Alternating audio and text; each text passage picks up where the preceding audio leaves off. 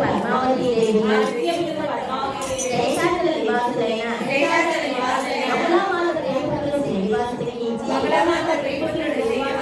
కళ్యాణం చేయుటకు దేవతానిషి అయిన బృహస్పతి వారు నిర్ణయించిన ముహూర్తములకు మేము ఆహ్వాన శుభలేఖార్థములు సకల దేవతా సమేతముగా బంధుమిత్రుల సమేతముగా గురుదేవుల సమేతముగా అఖిలాండకోటి బ్రహ్మాండ నాయకుడు అయిన శ్రీనివాసుడితో మా నారాయణపురం వచ్చి అదే మంగళదాయాన్ని పద్మావతి దేవిని పరిణయమాడి మమ్మల్ని ఆనందింపజేసి మా సత్కారములు స్వీకరించి మమ్మల్ని ధన్యం చేయవలసిందిగా కోరుచున్నాము.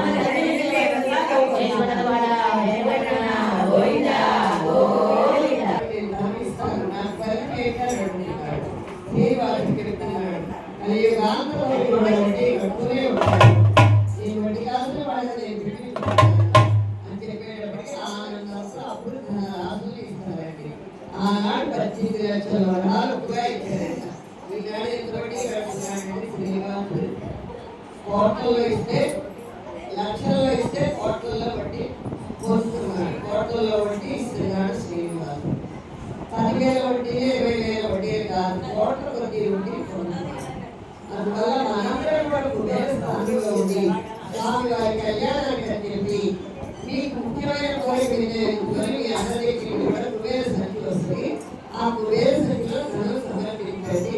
కళ్యాణ దేవైన శ్రీనివాసే నా కోరికలు తప్పక తీర్చే భగవానుడు. కోరిక వినయించుకొని పంచండి. ఆ స్వామి వారి కళ్యాణానికి కావాల్సిన వస్తువులు ఏర్పరుస్తాము. దాంట్లో